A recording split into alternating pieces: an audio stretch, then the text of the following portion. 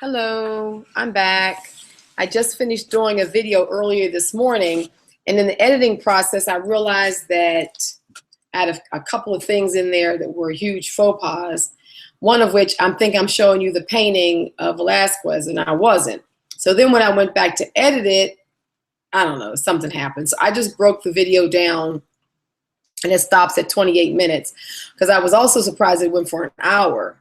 I thought I was doing a short video. It's crazy. You get to talk and you realize how much you have to share.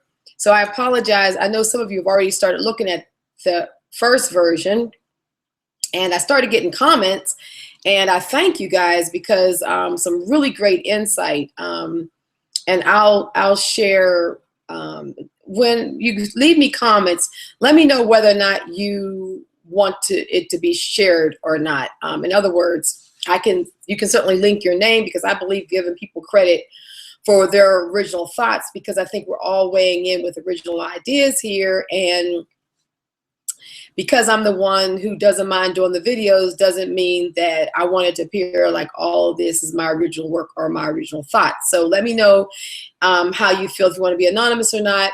But a few people have already said that they definitely remember the double rings in Target, and they just sort of chalked it up like I did with a number of things, like, oh, well, I don't, maybe it was, maybe it wasn't, or I don't really deal with that company anyhow, so it doesn't really matter. Maybe they just did a logo change or whatever. So thank you already for the comments that have started to come in. I stopped it right, but so I'm going to go and do the Vicks piece again. So if you've already seen this, I apologize. If you think this is going to be a new video, it will, because I will actually link the Velasquez on here. So let me go right to doing a screen share, because I want to get the Vicks piece up, because that was a new one that I hadn't seen anywhere yet, and I want to share that with you guys. So for those of you who've already seen this, please hang in with me, and the other ones, it'll be new. Here we are, Vicks. Okay. We should be up on the screen. Yep, here we are. So, right here again, the Vicks Vapor Rub. Now, like I said, and I'll repeat here, when I first came across this, I was actually last night looking up some DIYs, and it was on a completely different topic, but people have used Vicks Vapor Rub apparently for a number of things. Some things are pictured here in the picture here for fungus on the toes or stretch marks. It's supposed to do a lot of incredible things. However, as I was looking at it, I'm thinking Vapor Rub, Vicks Vapor Rub, like, that didn't seem right to me, So I scroll down, and these are images, and I put in vintage images, original images, the whole thing, and all of this is coming up. Now you're seeing off-brand people are saying vapor rub, and DIYs are calling it vapor rub. But for some reason, we're to believe that Vicks originally called this vapor rub. I mean, this product has been around since, I guess, the 20s, 30s, something like that. I mean, it's been around a long time. I mean, my parents grew up on Vicks Vapor Rub. So here you see it, a vintage one, an older jar. And this is what I remember the jars looking like when I was a kid. And you see, here's one that says Vapor Rub. So it's spelled V-A-P-O-R-U-B, like the newer versions are. But then you have one V-A-P-O-U-R-R-U-B.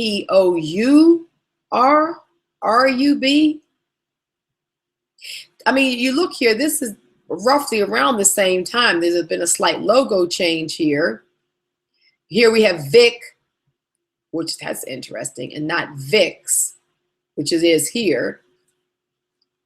These are all Vicks. This is Vic Vapor Rub. This is really strange. But then when I was looking, it was the only one I saw on here like that. There's a similar one down further that looks like it's from the same era, and it's spelled Vicks Vapor Rub. Let me see, where is that? I haven't closed this window, so it should definitely be down here, right here. Vicks Vapor Rub. And it's the same packaging, but now the S is there.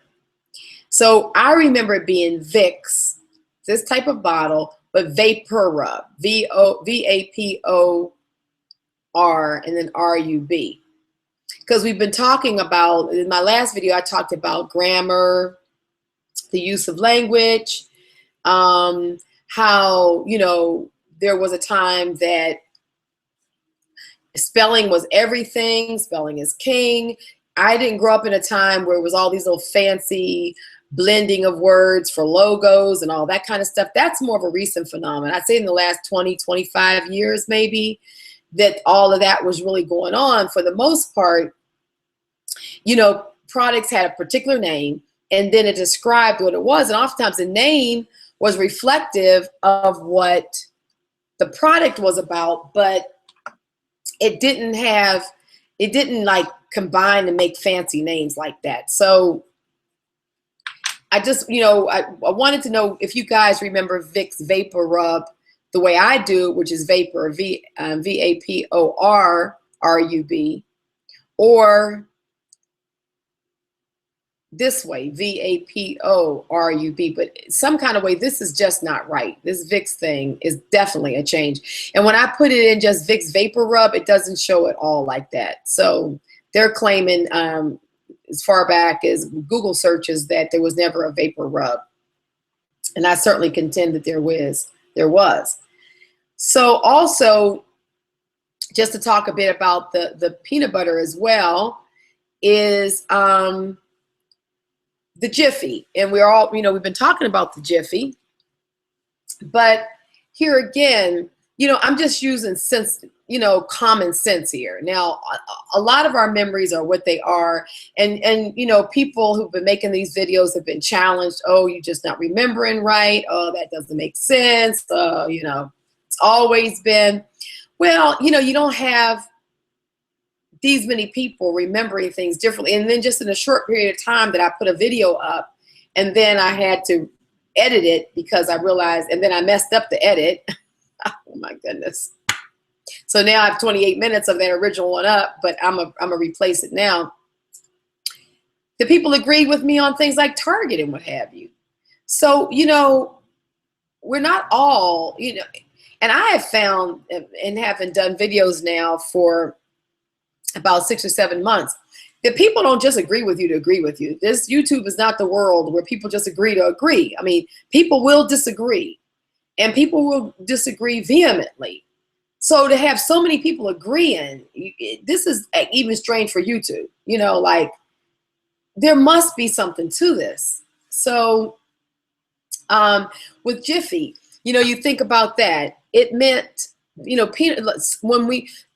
the younger generations, so much of how our culture was is there's been a gap, a skip, because they haven't grown up with the understanding or even saying something. When I grew up, I used to watch my great grandmother do so much stuff in the kitchen. I mean, we even had chickens out back.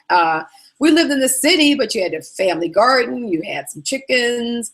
They made eggs. You had the ones to eat. And my grandmother would go out there and wring a neck of a chicken in a heartbeat and bring it in and feather and cook it. So she definitely made peanut butter. She had like a little thing that's attached to the counter, almost the way like meat grinders were, because people used to grind their own meat too. You couldn't go to the store and get ground beef ground. But it would make nut butters. You made all kind of things with this. So people made their peanut butter, folks. So if you were deciding, you know what, peanut butter is time consuming. People don't really want to make peanut butter all the time. If I make a peanut butter and put it in a jar and people can purchase it, I bet you that's going to sell. So with that in mind, I'm still working on these glare on these glasses, sorry.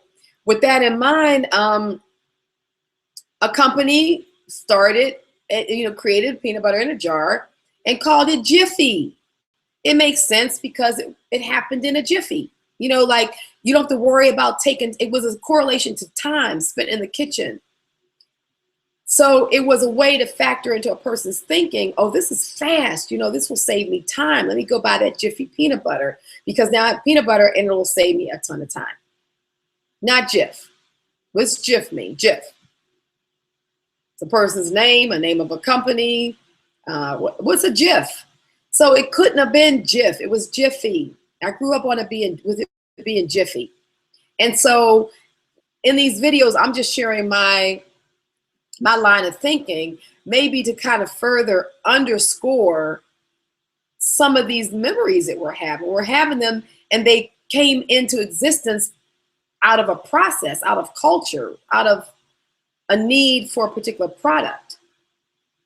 So I just wanted to go over that one again. So now I'll probably do another piece on corporate names because I could just put up corporate logos and do these all day long because there are so many anomalies in those. But let me do a screen share on this last one because I want to keep this one short as well. On the Velasquez piece. So let me get this one open. I'll just pull it up in here in the Great Masters because it's another one I want to show you as well. Okay. Let me do the screen share again. And right here. Alrighty. Okay. So I went and I pulled up, you can probably see the link here, Great Masters. So let me just pull up 100 of the top paintings and let's just see what we come up with. And I just scrolled through them. I had not seen it. I hadn't been on this before. I had no preconceived notions. I just said, let me just pull up stuff and see what comes up, see if I see anything that sort of hits me as strange. So, I'm sorry, let me get this over. This one right here hits me as strange, Magritte's piece. I can't say 100%. He did things like this with the eye, and it would have clouds in it, and so it would sort of reflect back what the person is seeing. But this piece right here, this really dark black pupil like this, it just hits me as being odd. And to me, it feels like it's getting in the way of the painting and of the clouds behind. And I remember this being there, but it seemed like it was softer. So this right here just hits me as being wrong. I could just be totally wrong, but just scrolling through it the other day, I was just like, I just don't remember that Magritte looking like that. But I could be wrong on that one. But this one, I feel like 90%. The one I'm going to show you, in fact, by Velasquez, I feel 90% certain that this one was not like this. So this right here is, I'm sorry, I have so much open, I'm trying to do this here. Okay, so this right here is a painting this is the one that got cut off in my last video. Like I'm showing you the screen, but I'm not showing you the right screen. I am so sorry, I'm really learning to get a lot of this stuff done. But this right here is by Velasquez, and it's Les Minas, 1656, Prado, Madrid. And I like Velasquez's work. When I was in art school, we studied a lot of art history, and I liked his work. And it was always just a little off, a little different. And a lot of times he would have himself in the painting. So he's the painter here, painting here, the scene of the young girls talking and playing and frolicking. Now, he always had these sort of strange dimensions, and someone back there watching. He always kind of did this kind of stuff. And oftentimes the paintings on the wall would be some of his paintings in miniature. But I always sort of liked this coloring. He took something that was a formal, proper type of thing, but it would always be something a little quirky to it. The other thing the reason why I know this painting well is because I would sit and watch I was looking at the dog, and he had a dog in there. He had little, this is like a little boy here, because you can tell by the pantaloons. And these are girls, of course, all different ages. And what always fascinated me was this young girl or younger woman here who is a dwarf. And he always, I just thought it was very inclusive, just very, especially you figure this was done in 1659. How many paintings do you think would included people that weren't of the status quo? Not very many. But that was Velasquez. He put everyone, he showed all aspects of life. And I like that about him. So I know this painting because I would just study this young person here, this young girl here. So, but what I want you to focus on is this right here. Her dress in this picture is cream. Her dress was not cream. My memory has it as blue. Actually, it was a blue more like this that happens to be on the sidebar. Can you imagine this right here? It was a blue. It was like a French, it wasn't white. And the crazy thing about this is that, look at her hair right here. You see this right here? This is strange. Like, I don't know why it would be looking like this, because you can see right here where he's painted the lace, and you can see the layer of lace over the sleeve. He's very detailed painter, but this just looks like almost a blur or something. But maybe in an alternate reality, he was working on this cream and left it like that. And maybe in the one I remember, he changed it to blue because he felt like this didn't work. I don't have an explanation for it, but I can tell you this dress was blue. And you can see up at the top where there's like this, where this shadowing is, it's like blue. Like the whole dress could be blue. So being an artist, I decided I would really just take a look at the art and to see if it's anything that I could notice was different. Art is funny because you can see there's a lot to try to remember in a painting. So you'd almost have had to study the painting, or have had the painting in your house and you looked at it all the time and you knew this dress was blue. So for all those art historians out there, or people, you know, who may have grown up with a print of this painting in their house, because it was a pretty popular one, just weigh in on this. Or even if you have other paintings that you know were different, please share it with me. The other one that I did see on the internet at one point, and I'm gonna pull it up right now, and I have to agree with the person. I think I saw it on one video, someone brought this up. And I do agree, it is something strange about the Mona Lisa, Leonardo's Mona Lisa, done in 1505. It's at the Louvre in Paris. I've gone and I've seen this painting. I've stood in front of it. I can tell you, I've seen this thing firsthand. As an art student, I've looked at many Mona Lisas. And to me, her face looks different. This area of her face, her cheekbones just seem puffed, like wider and just a little puffier.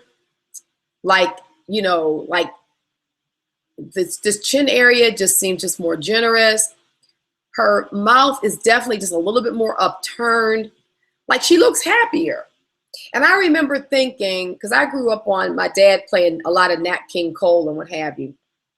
And he used to sing a song, Mona Lisa, Mona Lisa, they have called you, or men call you, or something like that. And he sings it so melodically. You know how Nat King Cole sings. Beautiful voice, very melodic. And it's just like he's talking about this beautiful, beautiful person, just a pretty woman. Everybody, you know, people think of a Mona Lisa as being beautiful. And I remember never thinking that she looked beautiful. I just thought, well, she looked okay, you know? And even the one I remember in my memory, she kind of just looked, you know, not to offend anyone who believes the great Mona Lisa, but I kind of thought it was a little ugly myself. not like ugly, ugly, but just nothing that you would sing a song over. And when I remember seeing it in the Louvre, I'm like, yep, it don't look any different in person than it did in the books. However, looking at this Mona Lisa, I don't feel like I would have had those thoughts. I mean, I wouldn't think that she's, you know, the most beautiful thing going. But I mean, she looks friendlier. She looks a little happier. She looks, her eyes are upturned here. She just looks like she has a future, like life isn't that bad, you know, that there's hope. I mean, you know, she just looks far more pleasant than I ever remember Mona Lisa. So I'd like for you guys to weigh in on that one. How do you feel about the art, especially the Velasquez, if you have any memory of that one, the Mona Lisa, if you have a memory of that one, if you've actually gone to see it in the Louvre, if you remember, you know, like I do, that she just looked a little less happy about life to me. Did anybody ever hear the Nat King Cole song, you know, and how beautifully he sung it, and then you saw the picture of Mona Lisa maybe after having heard it growing up, and you thought, wow, that's the Mona Lisa? I mean, that was my reaction. Like, that's the Mona Lisa he's been singing about? Because I grew up on it as a kid, and I didn't see the Mona Lisa when I was first introduced to the song. But I think she's looking way better now. So anyway, those are what I wanted to talk about. I wanted to re-show the Velasquez one and the Vicks, because that ended up getting cut out when I edited it.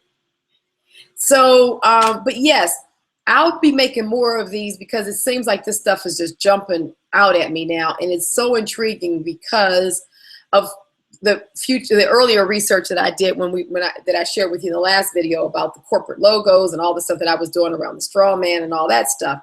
So there's more of this that seems to tie in with what I've been working on. And so I have notes. I have notebooks full of notes of research that I did. So anyway, thank you for joining in. Thank you for tolerating my poor video editing. I'm sorry about that. I'm working on getting better, but sometimes I push a button and it all disappears. So, which is why I have a tendency not to do a lot of editing, because I can do all the work to do a video and then mess it up. So anyway, sorry.